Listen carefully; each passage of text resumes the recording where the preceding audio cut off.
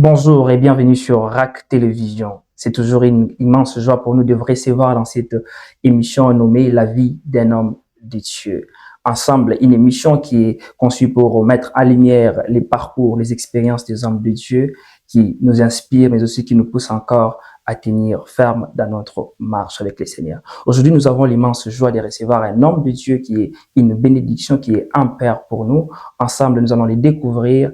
Bonjour, pasteur. Bonjour, bien-aimé Isaac Bola. Merci, pasteur, d'être ce soir avec nous dans ce plateau. Est-ce que dans quelques mots, pouvez-vous vous présenter pour ceux qui ne vous connaissent pas et pouvez-vous vous présenter? Merci beaucoup, bien-aimé Isaac. Je m'acquitte d'un devoir qui est celui de saluer tous nos téléspectateurs et frères et sœurs en Christ dans le Seigneur, vous qui nous suivez partout au travers le monde. Que Dieu vous bénisse et merci pour la confiance que vous avez à votre chaîne RAC TV, comme l'a mentionné mon bien-aimé, qui a été conçu pour un moment d'échange, d'édification. En ce qui me concerne, je m'appelle James Kamanda. Je suis pasteur responsable de l'église Rehoboth Alliance Church, qui est précisément aux États-Unis, dans l'État de Missouri et dans la ville de Kirksville. Je suis marié à ma très chère épouse, par la grâce de Dieu. Nous allons bientôt totaliser 20 ans de mariage. Elle s'appelle Ato Bilonda. Et dans cette union, le Seigneur nous a bénis avec 4 enfants. J'ai 2 garçons et 2 filles. Donc, je suis père de 4 enfants. Ce qui concerne mon ministère, par la grâce de Dieu, c'est depuis 2006 que j'ai été consacré pasteur et que je continue à l'exercer jusqu'aujourd'hui. Et ça fait 13 ans que je suis ici, aux États-Unis, et que je suis aussi en train d'exercer ce ministère parmi vous. Merci. Merci beaucoup, pasteur. Déjà, plusieurs questions me viennent après votre présentation. Alors, vous venez de dire que vous avez commencé de servir le Seigneur depuis 2006. En parlant de ça, pouvez-vous nous rencontrer? Comment vous avez réussi cet appel à servir le Seigneur? Merci beaucoup. J'ai reçu le Seigneur Jésus-Christ comme mon sauveur et Seigneur personnel depuis 1991 et 1991. C'est là où j'ai rencontré le Seigneur et j'ai continué le parcours avec lui en 1992 que j'ai été baptisé. Et j'ai commencé aussi à suivre la formation des disciples-là. Et j'ai évolué aussi dans l'équipe d'évangélisation et dans l'équipe d'intercession. Et ce n'est qu'en 2006 que le Seigneur m'a appelé. Mais quant à l'appel, l'appel se diffère d'une personne à une autre. Mais quant à mon expérience, j'avais déjà cet appel que les gens me disaient. Mais je refusais ça parce que je m'envoyais en train de faire autre chose que le ministère, parce que j'avais une passion pour autre chose que le ministère. Mais comme nous disons, lorsque le Seigneur vous appelle, on ne peut pas refuser ni résister à son appel. Alors, mon appel, je l'ai vraiment senti suite à la mort de mes parents. C'est là où le Seigneur m'a vraiment appelé et que j'ai senti que je devrais m'intégrer dans le ministère et le servir. Vraiment, une bonne chose. Alors, quand vous avez découvert cet appel, je sais pas, quelles étaient vos réactions, vos sentiments? Est-ce que c'était vraiment de directement embrasser l'appel ou soit de peut-être les refus, quelque chose comme ça? Bon, je crois que je m'aligne et je m'inscris aussi comme d'autres serviteurs, même dans la Bible, qui ont été appelés. Ma première réaction, c'était de refuser l'appel parce que, vous savez, c'est Dieu qui qualifie ce dont il a appelé. Je ne me sentais pas qualifié pour cet appel, pour l'exercice du ministère. Et comme je l'ai dit tantôt, je me voyais à autre chose. J'avais des ambitions pour autre chose dans ma vie que le ministère. Alors honnêtement, cela n'avait pas été facile pour moi d'accepter cet appel de Dieu. Et je me sentais que ce n'était pas moi qui devrais un jour devenir pasteur. Vraiment. Alors, je sais pas, mais la question qui me vient, c'est que quelle était la décision importante que vous avez dû prendre pour répondre à cet appel? Peut-être abandonner quelque chose ou soit, je sais pas. Ok, la décision, c'était par processus. Vous savez, lorsque Dieu vous appelle, il a déjà un plan qu'il a conçu en avance pour vous. Et comme nous rappelons de ce qu'il a dit à Jérémie, je te connaissais alors que tu étais immense informe dans les seins de ta maman. Je t'avais choisi et prédestiné à être. Je suis de ceux qui croient que l'appel est divin. Et cet appel ne commence pas à un certain âge, mais seulement que la découverte et l'entrée en exercice, Dieu a un calendrier qu'il a prévu. Alors, quant à moi, le Seigneur m'a fait passer par beaucoup de preuves, beaucoup de moments difficiles de ma vie. Il y avait des choses que j'avais envie de faire, mais je sentais que les portes étaient bloquées sur tous les aspects des choses à laquelle je voulais m'engager, jusqu'à ce que je me suis plié et j'ai compris que le Seigneur ne voulait pas, parce que ce que je voulais embrasser allait m'éloigner de son appel. Donc, quant à moi, c'est par les fermetures de portes que j'ai senti vraiment que c'était ça l'appel que Dieu m'avait lancé. Vraiment. Par les fermetures de portes et tout. Alors, et notre question à savoir, c'est que quels ont été les plus grands, je vais dire, défis spirituels que vous avez rencontrés? Est-ce que, je sais pas, ça a été comment l'expérience, les défis spirituels que vous avez rencontrés dans votre appel? Ok, le défi, le plus grand défi que j'ai rencontré, c'était ma vie du passé. Je grandis comme tous les jeunes, j'ai eu à faire des choses comme tous les jeunes. Et je me voyais que ce que j'étais dans ma vie ne reflétait pas vraiment l'image de celui qui doit exercer le ministère. Même si beaucoup d'années dans la marche avec le Seigneur, mais je ne me voyais pas dans cette peau-là d'exercer le ministère. Bref, j'étais un peu lié par rapport à ma vie du passé. Et deuxième plus grand défi que j'avais, euh, j'étais de ceux qui voyaient les hommes de Dieu sous un mauvais angle des choses. Je pensais que à l'époque, le ministère était pour des gens qui n'ont pas pu aller très loin aux études, des gens qui ont raté la vie et qui trouvaient le ministère comme un refuge. Alors, c'est cette lecture que j'avais qui était un grand obstacle pour moi. Je me disais, mais les gens vont aussi me considérer comme les autres. Cependant que c'était que le fruit de mes propres pensées. Et c'était ça un peu quelques défis majeurs que j'ai eu à rencontrer. Euh, Vraiment une bonne chose. En même temps, est-ce que vous avez rencontré les défis comme les défis sociaux au milieu de vous? Est-ce que les gens ne croyaient pas directement? Est-ce que les gens vous critiquaient après avoir réussi cet appel? Oui, les défis sociaux, il y en avait, comme je l'ai mentionné tantôt là. À l'époque, je me rappelle, euh, j'étais dans le business que j'étais en train de faire et ce business était tellement florissant que les gens m'avaient surnommé le nom d'un homme d'affaires chez nous, que je mettais les noms. Et maintenant, directement, aller dans le ministère, c'était vraiment comme si je perdais en fait mon identité, je perdais en fait ce que les gens avaient comme estime sur moi.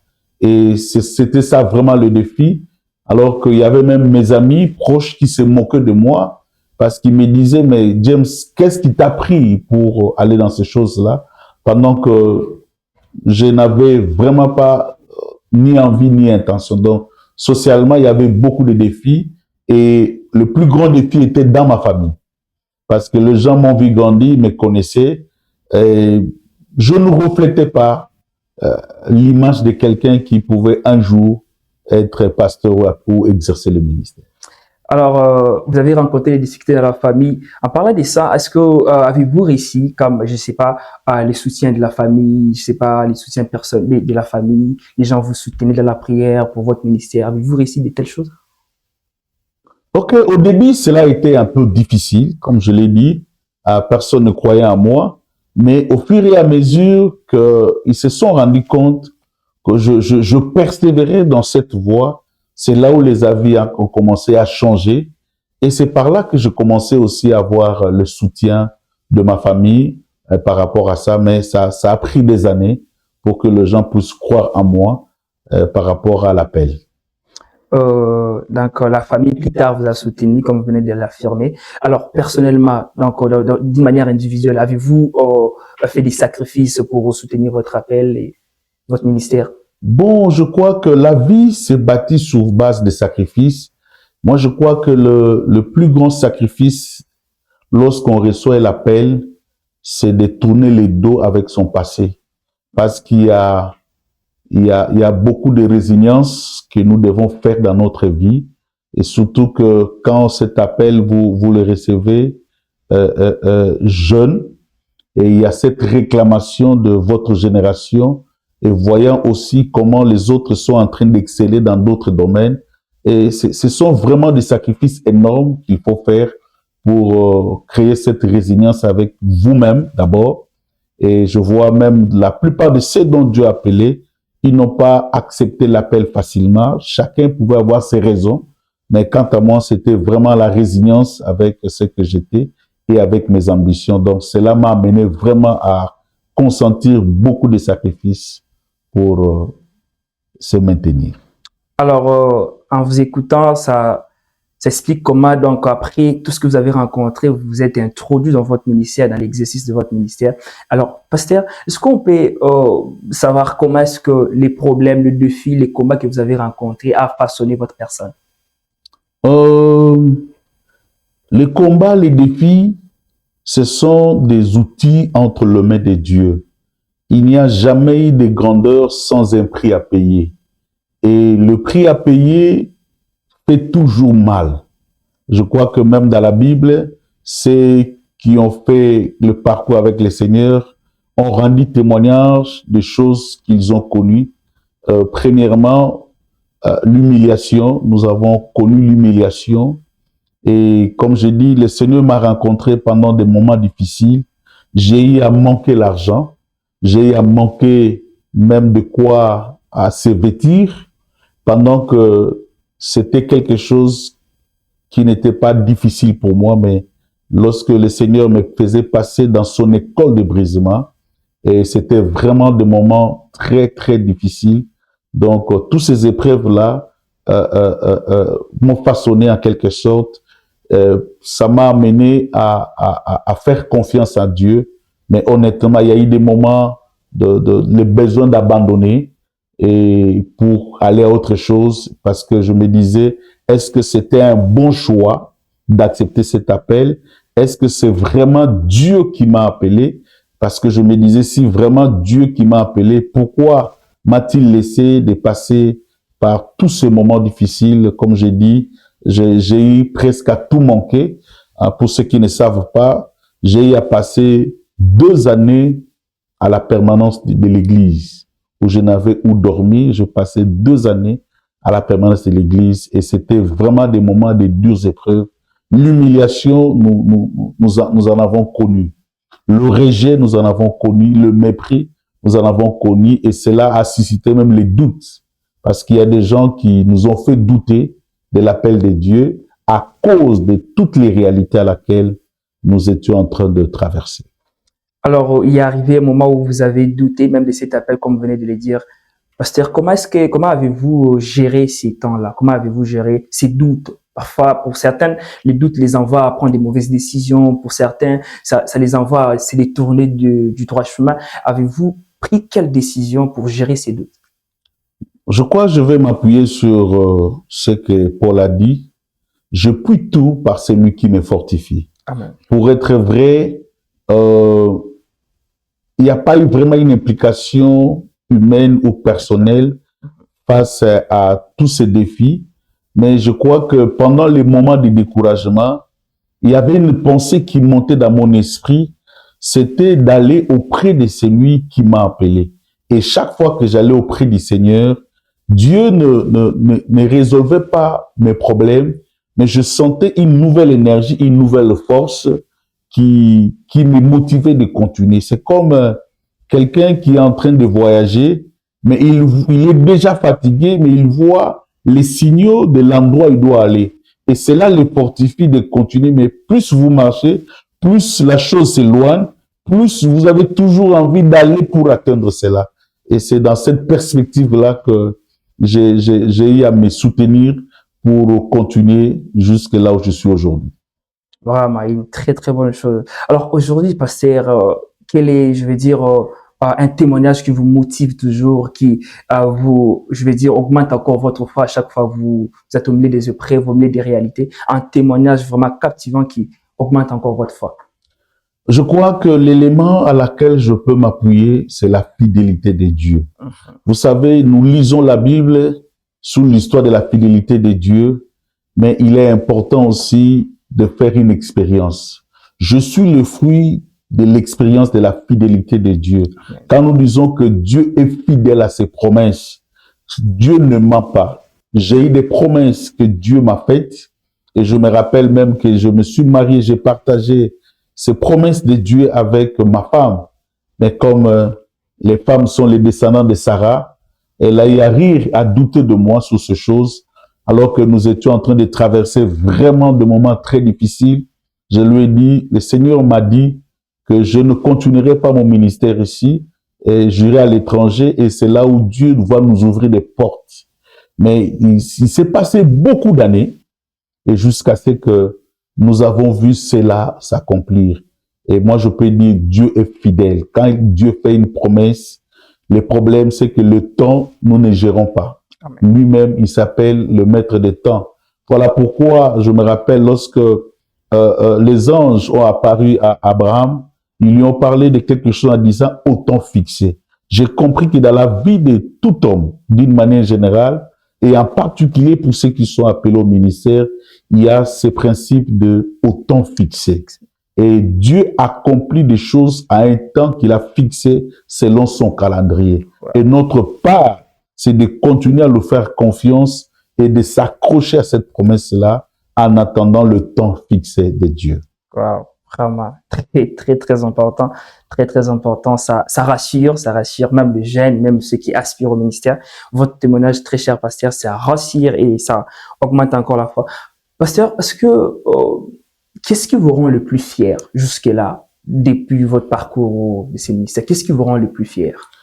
Ce qui me rend fier de mon parcours, s'il faut le résumer en quelques mots, premièrement, j'aimerais dire que l'appel dépend de la motivation à laquelle vous vous engagez dans le ministère.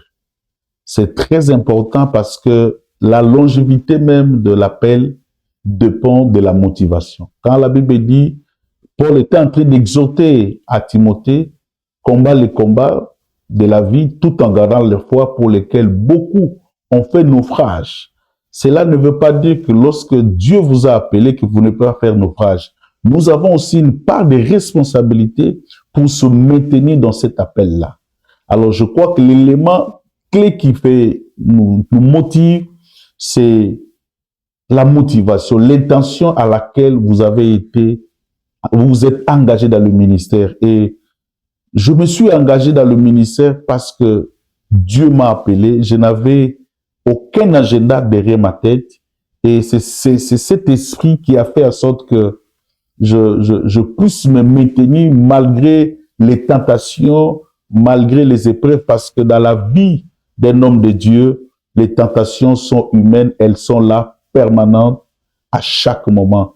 Mais ce qui peut nous aider à surmonter cela, c'est la motivation à laquelle vous vous êtes engagé. Donc, je suis fier de ce que, par la grâce de Dieu, je continue à me maintenir encore dans le ministère et à être encore utile pour Dieu et son royaume. C'est ça ma plus grande joie. Wow, donc c'est maintenu jusqu'à présent dans le ministère. Et surtout qu'au début, vous avez mentionné depuis quand vous avez commencé le ministère, depuis quand vous avez reçu le Seigneur. Nous voyons un long parcours, nous voyons vraiment les années de, je vais dire, des réalités que vous avez rencontrées, mais vous avez quand même dû tenir. Alors, pasteur, en parlant de ça, on sent que vous avez beaucoup de choses à donner à la communauté, à la jeunesse, et je vais dire aux jeunes qui aspirent grandir dans le ministère, mais aussi servir le Seigneur. Alors, pasteur, nous voulons juste savoir, selon vous, quels sont les projets que vous menez pour le futur? Est-ce qu'il y a les initiatives, soit les préparations pour aider les jeunes prochainement, ou soit il y a des telles choses pareilles? Bon, je crois que le défi à relever sont majeurs et le défi se relève aussi à la mission de tout un chacun de nous, selon ce que Dieu l'a appelé. Et dans le cas qui me concerne, par rapport à mon parcours, le Seigneur a toujours déposé dans mon cœur les fardeaux d'encourager les gens, les jeunes, surtout qui sont appelés au ministère, de bâtir sur la confiance. Parce que vous devez avoir une confiance de soi et vous devez aussi avoir confiance à celui qui vous a appelé. Parce que le ministère n'est pas ce que nous voyons ni ce que nous pensons, mais le ministère, c'est ce que Dieu a conçu. Et concilier le plan de Dieu et notre volonté, c'est ça le plus grand challenge que nous avons. Et deuxième élément de motivation, c'est que apprendre aux gens à être sérieux avec le Seigneur, le ministère, c'est une responsabilité qu'il faut vraiment le faire avec tout le sérieux possible. Quand la Bible dit Dieu honore ce qu'il honore, ça veut dire si nous honorons Dieu tout en étant sérieux, surtout pour notre génération, notre époque, où il y a beaucoup de choses qui se passent, où il y a beaucoup d'inversions des valeurs, il y a une forte influence du monde qui pèse sur les hommes de Dieu, il y a l'influence matérielle, il y a cette crise de positionnement, et ce sont des éléments par lesquels le Seigneur a déposé dans mon cœur pour aider les gens à trouver une bonne orientation par rapport à leur appel. Là, c'est la motivation et ça, ce sont les projets que vous avez pour aider la nouvelle génération, mais aussi les jeunes qui aspirent dans les ministères. Alors, pasteur, c'est quoi la vision, votre vision pour la communauté? Vous avez dit que vous exercez ici aux États-Unis, possiblement dans l'État de Missouri. C'est quoi la vision pour la communauté? Une vision, une perspective future pour la communauté? Ok, je crois quand je suis arrivé, j'ai compris que le ministère est un travail qui fonctionne dans les deux axes. Alors que Jésus a donné le pain spirituel qui était la parole, mais lorsque le peuple a eu besoin, il a pourvu du pain. Et le pain représente beaucoup de besoins que nous avons. Et je me suis lancé, depuis que je suis venu aux États-Unis, je me suis lancé aussi dans ces défis d'aider les gens. Surtout nous qui sommes ici, nous avons des défis en termes d'intégration. Beaucoup de gens ont du mal à s'intégrer dans cette société et nous essayons avec le peu de connaissances que Dieu nous a aidés à soutenir, à orienter les gens en termes d'intégration. Beaucoup de réalisations que nous avons fait, que nous ne saurons l'énumérer ici, mais ceux qui sont tout autour de nous, par qui le Seigneur nous a utilisés pour qu'ils soient au bénéfice de notre appel, savent ce que nous faisons. C'est vraiment soutenir, aider les gens. Et le plus grand défi que nous avons, c'est que nous venons d'une société qui est totalement différente de notre. En termes de valeurs, en termes de beaucoup de choses. Et notre travail, c'est de mettre en garde. C'est en quelque sorte jouer le rôle de la police. Parce que, qu'on se le dise entre nous, le ministère, parmi les plus grands obstacles du ministère, c'est la gestion de l'argent, c'est la gestion du bien matériel. Vous savez, l'aisance matérielle peut être un frein. Et nous venons de coins difficiles, mais Dieu nous a visités, nous sommes là, et nous essayons de recadrer les gens, même si le Seigneur vous a matériellement béni, mais nous devons savoir comment apprendre à être humble, à compter sur le Seigneur, à ne pas s'appuyer sur ce que nous avons trouvé ici dans ce pays, parce que ça peut être un obstacle pour que nous puissions bien exercer l'appel que le Seigneur nous a lancé. Effectivement, la vision que vous avez pour la communauté, aider et faire autre chose comme vous venez de les mentionner. Alors, une autre question que j'ai juste compris lorsque vous étiez en train de parler, quelle est, selon vous, alors que vous exercez ici depuis un bon moment, aux États-Unis, vous venez de l'Afrique, vous venez exercer ici. Alors, quels sont les défis liés à l'exercice du ministère à l'étranger? Est-ce qu'il y a quand même des défis liés, des problèmes? N'est-ce pas? Est-ce que c'est similaire avec les mêmes choses en Afrique ou soit il y a des différences? Merci beaucoup. C'est une question très importante et très pertinente. En tout cas, mes 13 années d'exercice du ministère ici, les réalités sont vraiment différentes. Le premier défi que nous avons, vous le savez, en Afrique, suite à des problèmes sociopolitiques que nous avons, il n'y a pas d'infrastructure, l'économie n'est pas pareille ici, c'est que l'Église est remplie de beaucoup de gens qui ne travaillent pas ou d'autres même sont dans des secteurs informels, ce qui fait que ça donne plus de temps aux gens de se donner au Seigneur, d'avoir le temps de prier. Mais ici, nous faisons face à une société, vous imaginez dans une église, vous avez 90% de gens qui travaillent. Et quel genre de travail? C'est un travail où certains travaillent 8 heures, 12 heures du temps de travail, et des fois même le week-end. Alors, gérer une telle catégorie, ce n'est pas facile. Il faut vraiment des stratégies d'approche pour les encourager. Voilà pourquoi ici, dans l'étranger, le ministère qui peut réussir, c'est le ministère de proximité. C'est nous qui allons plus vers les gens pour les motiver, les encourager. Sans la proximité, vous pouvez rester comme ça, commencer le ministère ici, ouvrir une église et finir par fermer. Ce n'est pas que les gens n'aiment pas le Seigneur, mais c'est le système à laquelle ils sont enrôlés dans cette société. C'est un système qui fonctionne avec une vitesse. Les gens, il y a une terminologie ici, busy. Les gens sont trop occupés. Alors, il faut vraiment une politique d'approche pour les encourager, à leur faire comprendre. En dépit de ce que nous avons ici, nous avons notre terminus qui est le ciel. Donc, voilà un peu parmi tant d'autres défis que nous rencontrons. Et le deuxième défi, c'est que la plupart des gens qui viennent ici comme immigrants, vous savez, être immigrant, on est immigrant migratoire. Ça veut dire que les gens peuvent se déplacer facilement. Il est difficile, nous qui exerçons le ministère ici, d'avoir une ossature fixe à l'église pendant beaucoup d'années parce que les gens viennent, ils partent. Les gens viennent, ils partent et c'est comme si c'est un travail, vous faites, vous recommencez. Vous faites, vous recommencez et si, sans l'amour du Seigneur, vous pouvez vraiment vous décourager parce que vous investissez, mais cet investissement peut aller profiter aux autres. Donc, c'est parmi vraiment les plus grands défis que nous rencontrons ici dans le ministère. Waouh, j'avais comme l'impression que vous étiez en train d'équiper la nouvelle génération, des orienter déjà très bien avant. Je pense que avec le temps, nous aurons encore toujours le temps de vous recevoir ici pour poser quand même quelques questions de curiosité. Alors qu'on est déjà en train de finir avec cette émission, j'ai deux ou trois questions qui me restent, pasteur. Alors, en parlant de vous, on sent que vous avez débuté à servir les Seigneur depuis longtemps, plusieurs années dans le ministère, comme vous venez de le mentionner ici. Alors, selon vous, quelles sont les caractéristiques d'un grand homme de Dieu? Parce qu'aujourd'hui, on attend les gens gauche à droite, les gens s'appellent grand homme de Dieu, grand homme de Dieu. Les gens s'attribuent comme ça de ces titres pareils. Alors, selon vous, quelles sont les caractéristiques? Est-ce qu'il existe d'ailleurs ces grands hommes de Dieu-là?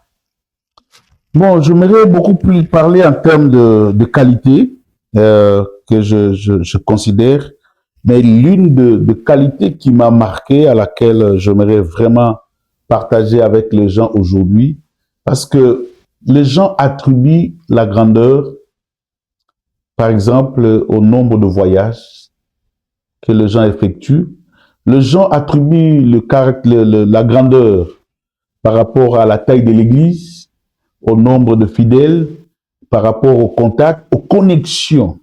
Et les gens attribuent aussi la grandeur par rapport aux biens matériels. Mais Dieu, dans la pensée de Dieu, la grandeur ne se repose pas dans toutes ces choses. Parce que toutes ces choses-là, même les païens peuvent en avoir.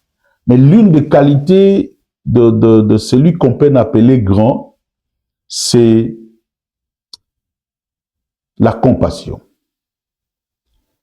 Pourquoi la compassion? Je crois si nous lisons dans Lévitique chapitre 21, je crois verset 8, la Bible dit, vous regarderez les sacrificateurs comme saints, parce que c'est lui qui apporte, tu regardes les sacrificateurs comme un saint, car il offre l'aliment de ton Dieu.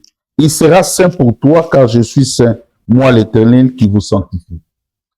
Lorsque nous lisons ici, vous savez, le sacrificateur, c'est lui qui avait le rôle d'aller offrir des sacrifices et les souverains sacrificateurs amenaient et son propre sacrifice pour le pardon de ses propres péchés, mais en même temps aussi pour le peuple.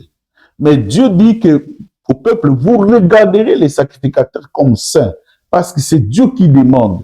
Mais cela ne veut pas dire que le sacrificateur là était saint sans péché, parce qu'il était sans péché, il n'allait pas amener des sacrifices pour lui-même. C'est ce que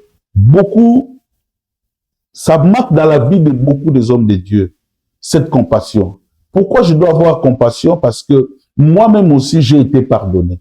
Moi-même aussi, c'est par la grâce de Dieu. Même si aujourd'hui, on peut m'appeler saint, mais je suis saint parce que c'est Dieu qui m'a déclaré saint. Je ne suis pas saint parce que je manque les péchés ou par mes propres efforts, non. Et la raison pour laquelle, lorsque un homme de Dieu n'a pas cette capacité de comprendre que même si quelqu'un tombe ou fait quelque chose, la façon pour moi de les reprocher, de les réprimander, je dois au préalable d'abord être animé de la compassion parce que moi aussi je suis faible. Je suis établi devant de lui, mais par la grâce de Dieu que je suis déclaré saint. Donc, quand je dois le relever, je dois d'abord être animé de la compassion. Aujourd'hui, il y a la perte de compassion dans le cœur de beaucoup de gens parce que nous ignorons beaucoup de choses. Pour moi, l'une des grandes qualités d'un sacrificateur, d'un homme de Dieu, c'est la compassion. Parce que nous gérons le brebis du Seigneur par compassion. Et nous donnons pour eux par compassion et nous offrons ce que Dieu a déposé à nous par la compassion. Donc, lorsqu'un serviteur de Dieu a la compassion, c'est l'un des éléments qui détermine la grandeur. Wow, la compassion détermine la grandeur d'un homme de Dieu. Très, très, très important. Très, très important. Alors que nous arrivons déjà à la fin de cette émission, très cher pasteur, je suis en train de croire que vous avez beaucoup de choses à nous donner, mais aussi à la nouvelle génération, aussi à vos frères pasteurs qui servent déjà et qui sont dans les ministères depuis longtemps avec vous. Je pense très bien, de temps en temps, on vous invitera ici, très cher pasteur, pour venir partager avec nous cette expérience qui va vraiment beaucoup nous aider. Alors, nous sommes à la fin, vous allez juste regarder la caméra. Alors, vous allez juste donner conseil aux jeunes, aux serviteurs qui aspirent aujourd'hui à servir les Seigneurs, mais parfois qui doutaient, parfois qui ne savaient pas si vraiment il fallait les faire. Ils étaient déjà découragés. Alors, quelle motivation allez-vous donner à ces jeunes-là? Un conseil principal que vous allez donner à ces jeunes? Merci beaucoup. Et je serai toujours à votre disponibilité en cas de besoin pour revenir encore. Alors, s'il faut vraiment donner conseil à ceux qui aspirent d'abord, à ceux qui sont dans le ministère, que le défi que nous rencontrons dans le ministère ne signifie pas que c'est un mauvais choix. Cela ne signifie pas non plus que Dieu n'est pas avec nous, mais Dieu se sert de ces choses pour nous former parce que le Seigneur n'est pas un Dieu qui gaspille. Dieu aime se glorifier au travers l'outil qu'il est en train de donner pour son Église. Voilà pourquoi Dieu permet que nous soyons façonnés au travers des épreuves. Alors, ceux qui aspirent au ministère, j'aimerais juste les encourager pour dire que le ministère n'est pas une promotion. Si aujourd'hui on vous reconnaît dans le ministère, ce n'est pas une promotion, mais c'est une grande responsabilité. Et cette responsabilité n'est pas à prendre à la légère. Aujourd'hui, ce qui dérange, parce que les gens prennent le ministère, la consécration au ministère comme un acquis, comme une promotion. J'aimerais vraiment tirer notre attention là-dessus, que c'est une responsabilité d'abord. Parce que si vous n'avez pas le sens des responsabilités, vous allez beaucoup souffrir parce que lorsque le Seigneur vous appelle il va vous dépouiller de tout ce que vous êtes, de tout ce que vous avez. Et nous avons l'exemple des bois d'acacia. Pour que ce bois puisse fit dans les tabernacles, on devait les tailler jusqu'à prendre la forme qui convient à l'endroit. Et si le bois était un homme, imaginez quelle douleur, quelle souffrance. Donc, prenez cet engagement vraiment au sérieux. C'est une responsabilité. Ce n'est pas une promotion, mais c'est quelque chose qui engage votre vie et vous engagez aussi le Dieu qui est excellent, un Dieu que nous ne voyons pas. Merci. Merci beaucoup, pasteur. Merci vraiment pour ces témoignages, mais aussi cette expérience inspirante que vous avez partagée avec nous. Et nous serons encore dans la joie de vous recevoir prochainement parce qu'il y a plein de questions que nous aimerions avoir vraiment des précisions là-dessus. Alors, nous serons encore contents de vous recevoir prochainement. Merci vraiment pour votre disponibilité. Merci pour votre disponibilité. Merci. Tout le plaisir est pour moi. Merci de m'avoir reçu. Que Dieu vous bénisse. Merci beaucoup, pasteur. Merci à tout le monde. Vous étiez tellement nombreux devant votre, je sais pas, devant cette chaîne, cette RAC TV en train de suivre cette émission qui nous a inspiré avec ces témoignages, mais aussi cette expérience de cet homme de Dieu qui est un père pour nous, mais aussi un modèle de la foi pour nous. Vous étiez tellement nombreux. N'oubliez pas de partager et de vous abonner, d'activer la cloche de notification parce que prochainement, nous aurons encore à recevoir d'autres personnes ici et je pense que leurs expériences va vous inspirer encore. Quant à moi, je vous dis à très bientôt. Merci.